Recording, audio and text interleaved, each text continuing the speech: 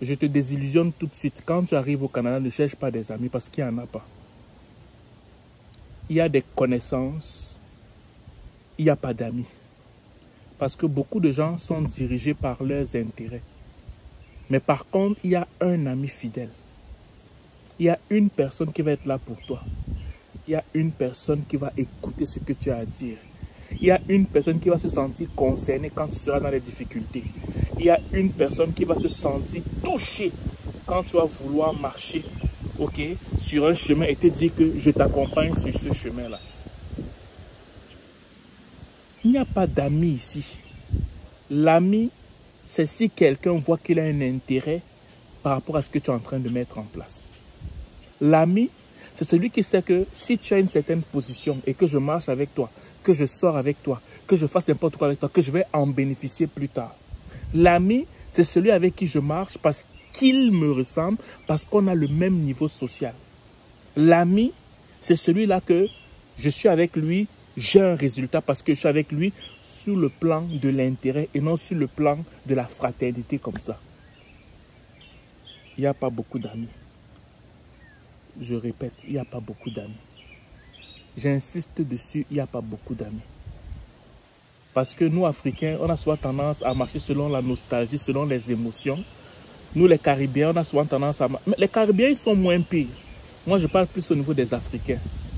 Si tu veux marcher avec le fait d'avoir des amis, parce que quelqu'un t'a souri en te disant bonjour, parce que quelqu'un t'a dit, oh, tu as besoin de quelque chose, comment vont tes enfants et tout ça, et tu dis que c'est ton ami, tu vas beaucoup plus être dans la difficulté, dans la souffrance, que d'être dans la tranquillité d'esprit. Je te préviens.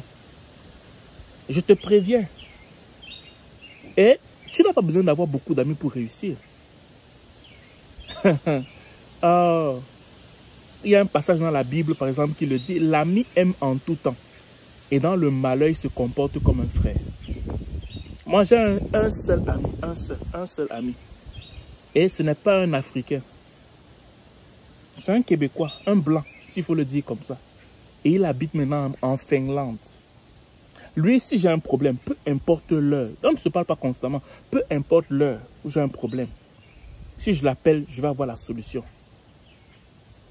Ok? Et il y en a beaucoup comme ça qui ont tissé un lien d'affinité avec moi. J'ai juste décidé de ne pas développer ce lien parce que c'est que ça devait créer des amitiés. Mais celui avec qui je suis comme ami, là, je sais que peu importe ce que j'ai, peu importe ce qui arrive, ok? Je sais qu'il va m'écouter, je sais qu'il va m'entendre. Je sais que si je lui pose un problème, je vais véritablement avoir, ok, une solution par rapport à mon problème sans pour autant avoir de parti pris.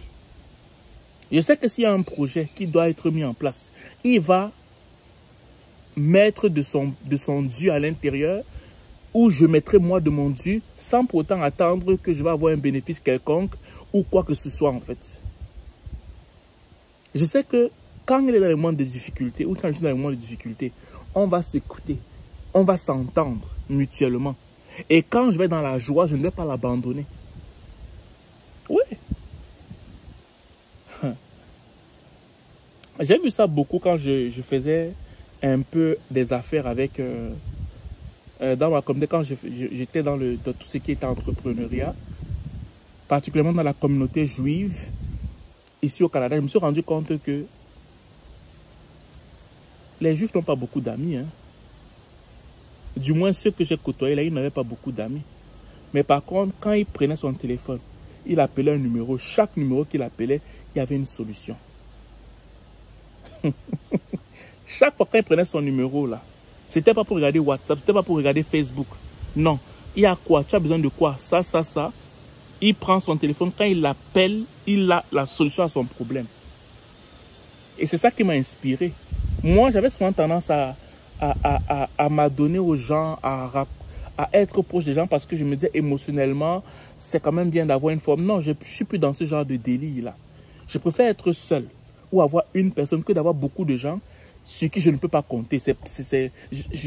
On n'est pas dans le bon pays pour ça. Bien au contraire, dans notre communauté, quelqu'un qui essaye d'avancer, quelqu'un qui essaie d'aller au-delà ou qui veut aller au-delà est une personne sur laquelle on va tirer dessus. Tant que vous êtes au même niveau, ou bien tu es en dessous de ces personnes-là, tout va bien. Mais quand tu commences à vouloir décoller, mon ami, on va te tirer dessus. Soit il y aura des indifférences bizarres, soit il y aura des paroles indirectes qu'on va te lancer, soit ça va être des paroles directes. Il y aura toujours quelque chose qui va te faire savoir qu'on n'est pas content. Alors que on n'est pas content parce que tu évolues. Et tu vas en rencontrer plein. Et pourquoi il y a ce fléau-là? Pourquoi? Parce que beaucoup dans notre communauté ne veulent pas aller au-delà du confort. Oui. Tu vas voir qu'il y en a qui ont de belles fréquentations, moi j'appelle pas ça de belles amitiés, de belles fréquentations. À un moment donné, quand la personne commence à se démarquer, paf, il n'y a plus d'amitié. De 10 amitiés, il n'y a plus de ça. Alors que l'ami devrait être content. Dans notre communauté, 90%, c'est ce problème-là qu'il y a. La fraternité, il n'y en a pas. Que ce soit dans une église, que ce soit dans une mosquée, que ce soit dans une communauté, que ce soit dans un club de sport. Prends-moi n'importe quelle communauté. Quand ce principe-là s'applique, oui. Moi, il y a un truc avec lequel je ne plaisante pas, l'équité dans l'amitié. Si je sens qu'il n'y a pas d'équité dans une amitié, je quitte l'amitié là. Avant, je devais blaguer, je devais un peu jouer avec. Maintenant, je ne joue plus avec ça. Je ne veux pas perdre mon temps avec quelqu'un qui me tolère. Ça, je suis allergique à ça. S'il vous plaît, je veux marcher avec des gens qui m'acceptent pour qui je suis. Si tu ne m'acceptes pas pour qui je suis, c'est pas grave. Ok? Tu continues ta route. Et le fait de dire que genre, tu dois m'accepter pour qui je suis ne veut pas dire que je vais avoir un sale caractère envers toi. Non, je vais travailler mon caractère pour ne pas te blesser, pour ne pas t'offenser. Oui. Mais ma personne doit t'intéresser. Et il doit y avoir une forme de mutualité dans ce sens. Parce qu'il y en a ils sont amis avec toi s'ils te dominent ou bien s'ils sont au-dessus de toi en fait. Mais moi, ce n'est pas mon partage. Donc, je te fais cette vidéo pour te mettre vraiment en garde. En te disant qu'arrivé au Canada, tu n'auras pas d'amis. Tu auras beaucoup de fréquentation. Tu auras beaucoup de fréquentation, tu n'auras pas beaucoup d'amis. Les amis sont là pour t'accompagner même dans les mauvais moments. Les amis sont là pour t'accompagner afin que tu sois la meilleure version de toi-même. Et ça, tu ne vas pas en avoir beaucoup. Donc, ne viens pas chercher des amis au Canada. Viens chercher un ami fidèle au Canada. Je recommence. Ne viens pas chercher des amis au Canada. Parce que tu ne vas pas en trouver. Viens chercher un ami fidèle. Parce que les gens sont dirigés par l'intérêt. Quand tu ne leur apportes pas, tu n'es pas intéressant. Mais par contre, l'ami fidèle, que tu lui en apportes ou pas, il est avec toi parce qu'il t'aime pour qui tu es. Est-ce que tu comprends? Voilà. Donc, c'est ce que je voulais te dire aujourd'hui. Moi, je n'ai pas beaucoup d'amis. Je n'ai pas beaucoup de fréquentation. Ce n'est pas parce que genre, je suis supérieur aux autres, mais c'est parce que je me respecte. Parce que tellement j'ai donné mon cœur aux gens. On a piétiné dessus. On a craché dessus. On a marché dessus. Ok?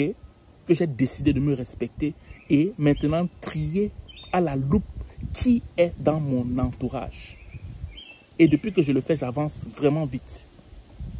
Et moi, je te suggère de faire comme moi. Parce que si tu ne fais pas comme moi, tu vas pleurer. Si tu ne fais pas comme moi, tu vas accuser les autres. Si tu ne fais pas comme moi, tu vas te lamenter. Et moi, je vais t'éviter ça. Je vais t'éviter ça. C'est dommage, mais c'est un fait.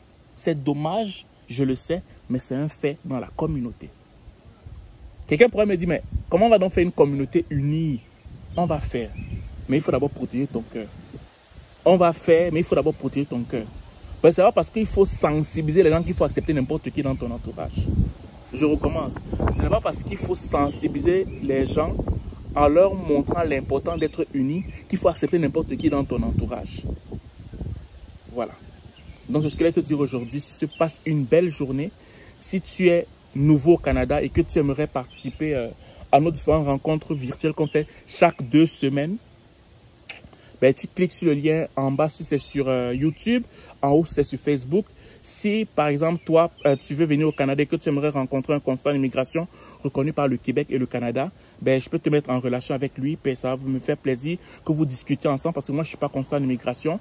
Et nous avons notre conférence en présentiel qui va parler du conflit qu'il y a entre les professeurs canadiens et nos enfants qui vont aux écoles québécoises canadiennes. Des fois, c'est un conflit de culture et si tu ne fais pas attention, ça peut créer de gros problèmes à ton enfant en fait. Voilà. Donc, tu prends ton billet si ça t'intéresse parce que les billets sont déjà disponibles et ça me ferait plaisir de vous rencontrer pour une fois en personne, quoi. Voilà. Donc, ce que je vais te dire aujourd'hui, c'est passe une excellente journée ou une excellente soirée, dépendamment du lieu où tu m'écoutes. Ciao.